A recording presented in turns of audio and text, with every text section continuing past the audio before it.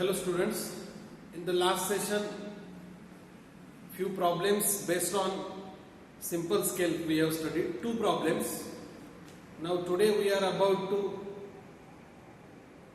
learn with this third problem, again the same topic, that is simple scales. So I will read the problem or the statement of the problem initially, and then we will see how to draw the scale on the paper. Okay. So the problem is, construct a scale of 1 centimeter equal to 0.4 meter. Construct a scale of 1 centimeter equal to 0.4 meter. Okay. To show the meters and decimeters. To show the meters and decimeters, and large enough to measure up to 5 meters. Large enough to measure up to 5 meters. Show a distance of 4 meters and 6 decimeters. Show a distance of 4 meter and 6 decimeters. Okay. So statement of the problem is very clear to you. In the first initial part, it has been mentioned to construct a scale of 1 centimeter equal to 0.4 meter.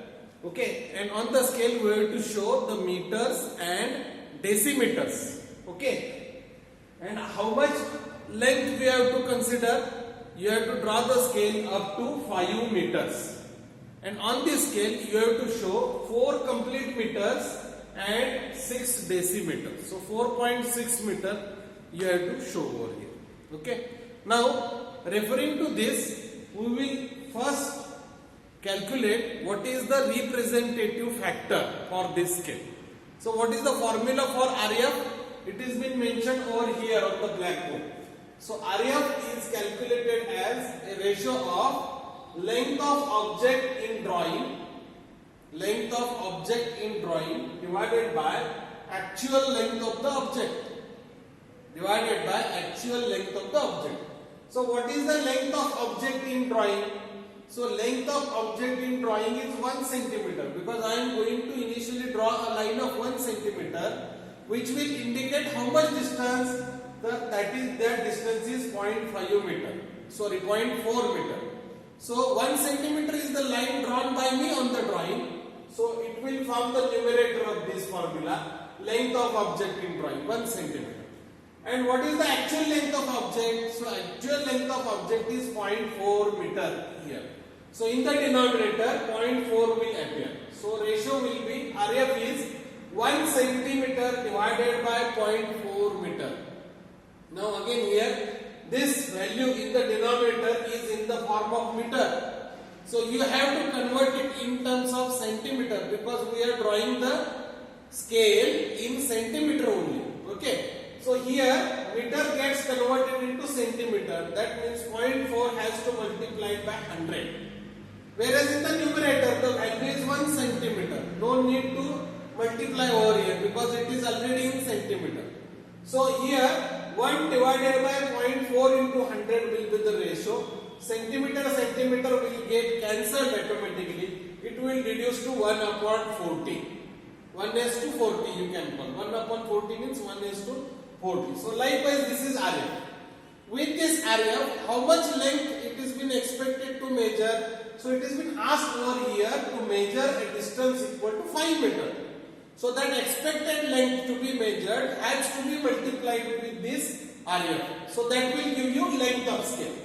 So this length of scale is calculated by multiplying RF with this actual length. So RF already it is calculated is 1 upon 40 multiplied by actual length is 5 meter. So this ratio will come out to be 1 upon 40. See here, length to be measured is, maximum length to be measured is in meter, 5 meter. So it has to be converted into centimeter. For this purpose 5 has to multiply by 100, that gives you 500 centimeter. So 1 upon 40 multiplied by 500 centimeter will give you the answer as equal to 12.5 centimeter. What is the value here? 12.5 centimeter. So this much length I need to draw initially as a my length of drawing. Okay. So here from this starting point I have drawn a line exactly parallel and measuring in length equal to 12.5 centimeter. Okay, म्हणजे 12.5 centimetre लांबीची ही सरळ रेषा आपण काढायची आहे. नंतर या रेषेच्या या लेफ्ट कॉर्नर पासून वर 5 मिलीमीटर अर्धा सेंटीमीटर तिची उंची घ्या असं म्हटलंय आणि त्याला एका स्केलच्या फॉर्म मध्ये ड्रॉ करा. याला एका स्केलच्या फॉर्म मध्ये ड्रॉ करा. ही जशी तुम्हाला पट्टी दिसते याची उंची जशी आहे तशा पद्धतीने अप्रॉक्सिमेटली 5 मिलीमीटर पर्यंत तुम्ही घेऊन याला स्केलचं स्वरूप देऊ शकता. म्हणजे अशा पद्धतीने 12.5 लेंथ असणारा एक आपल्याला स्केल तयार झालेला आहे. आता 12.5 लेंथ असणाऱ्या स्केलचे भाग किती पाडायचे आहेत तर आपल्याला मनाला येईल तेवढे भाग पाडायचे नाहीये. लक्षात आलं की नाही? कधी 4 पडले, कधी 5 पडले, कधी 6 पडले असं नाही. त्यासाठी आपल्याला या स्केलवरती किती डिस्टन्स शो करायचं आहे ती व्हॅल्यू आपण थोडीशी बघणं गरजेचं आहे. आणि ती व्हॅल्यू इथं दिली आहे 4 मीटर पूर्ण आहे आणि वरचा जो पार्ट आहे तो 0.6 आहे, 6 डेसिमीटर आहे. म्हणजे याचा अर्थ 4 पूर्ण भाग घ्यायचे आहेत आणि 5व्या भागातले आपल्याला 6 तुकडे घ्यायचे. म्हणजे 4 तर लागणार आहे आणि 5वा पण लागणार आहे. यावरून आपल्याला कळतंय की 12.5 सेंटीमीटर लांबीची जी रेषा आपण काढलेली आहे इथं आलेलं जे उत्तर आहे त्याचे आपल्याला 5 भाग करायचे आहेत. लक्षात घ्या, हे भाग करणं हे आपल्याला त्याच्यावरती किती डिस्टन्स दाखवायचा याच्यावरती अवलंबून राहतं. 4.6 दाखवायचं म्हणजे 4 पूर्ण तुकडे पाहिजेत आणि 5व्या तुकड्यातले 6 भाग निवडणार आहोत आपण. त्यामुळे तो 5वाही भाग आपल्याला कन्सिडर करायला पाहिजे. यावरून आपल्याला कळतंय की 12.5 जी लांबी आलेली आहे स्केलची त्याचे 5 भाग करायचे. आता 12.5 चे भाग करायचे 5 म्हणजे 12.5 सेंटीमीटर आहे, त्याचे 5 भाग करायचे ठरले तर त्या 12.5 ला 5 ने भागिल्यानंतर 2.5 उत्तर येते. किती येते? 2.5 म्हणजे 2.5 सेंटीमीटर ही एका भागाची किंमत येते. मग सोपं आहे, आपल्या स्केलवर 2.5 सेंटीमीटर आपण दाखवू शकतो. समजा वादाकरता काही ऑड भाग आले म्हणजे या स्केलवरती आपण त्याचे समान भाग आपल्या स्केलच्या साह्याने पट्टीच्या साह्याने करू शकत नाहीये तर त्या ठिकाणी तुम्ही इक्वल डिव्हिजन मेथड वापरायला पाहिजे. म्हणजे दिलेल्या रेषाखंडाचे समान भाग करणे हा भाग आपण मागच्या वेळी शिकलेलो आहोत. तर त्यासाठी या एका एंड पासून कुठल्याही अँगलला एक रेषा मारायची म्हणून सांगितलेलं आहे आणि त्या रेषेवरती समान आपल्याला जेवढे पाहिजे तेवढे भाग करायचे आहेत, समान भाग.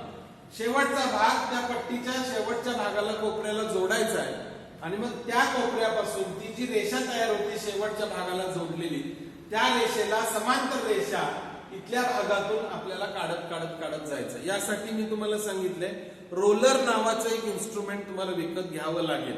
ऍक्च्युली ते ड्रॉइंग इन्स्ट्रुमेंट्स मध्ये आपण जे लेक्चर झालेलं आहे त्याच्यात डिस्कस केलेलं नाहीये कारण आपल्याला मिनी ड्राफ्टरचा वापर करून आणि सेट स्क्वेअरचा वापर करून हे काढणं अपेक्षित आहे. पण आता ऑफलाईन कोर्सेस जोपर्यंत सुरू होत नाही तोपर्यंत तुम्हाला ते घरी काढायचं आहे आणि घरी काढण्यासाठी सोय म्हणून तुम्ही रोलर इंजिनिअरिंग इन्स्ट्रुमेंट मधला रोलर नावाचं जे इन्स्ट्रुमेंट छोट्या साईज मध्ये मोठ्या साईज मध्ये दोन्ही मिळतं त्यातली मोठी साईज तुम्ही घेतली तर तुम्हाला ह्या एकमेकाला समांतर रेषा काढता येणं सोपं जाणार. ठीक आहे, ओके.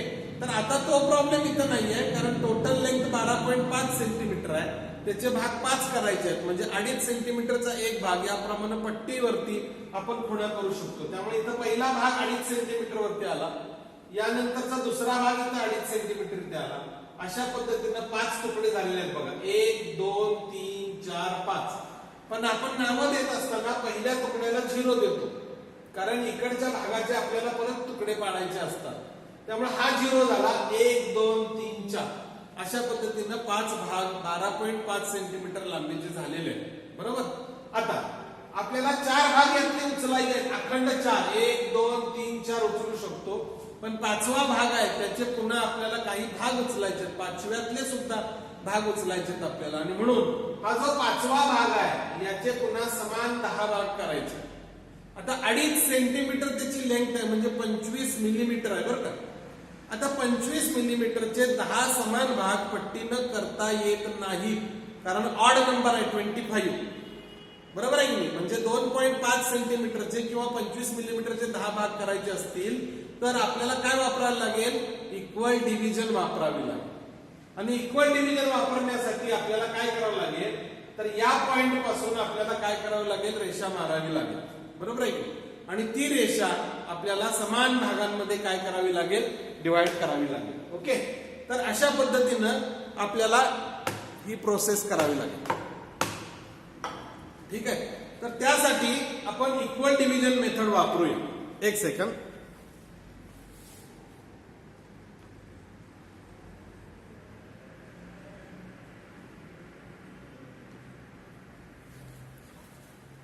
त्यासाठी इक्वल डिव्हिजन मेथड वापरायचे. तर काय करायचं आहे? तर या पॉइंट पासून, या कोपऱ्यापासून कुठल्याही अँगलला एक तिरकी रेषा मारायची आहे आणि त्या रेषेवरती आपल्याला काय करायचंय? भाग करायचे. ओके, तर तो पार्ट थोडासा डिस्कशन मध्ये मी इथं तुम्हाला सांगतो.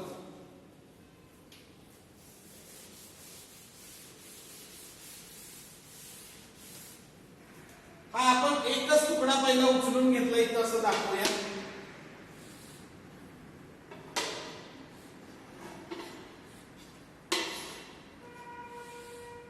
हा पार्ट उचललेला आहे, हा तुमचा 0 आहे आणि याच्या पुढेही तुमचा स्केल आहे कंटिन्युअस पुढे. बरोबर. आता मला याचे बरोबर समान भाग करायचे. किती करायचे? 10 करायचे. मग मी काय करतोय बघा, या पॉइंट पासून कुठल्याही अँगलला एक रेषा मारतोय अशी. बरोबर.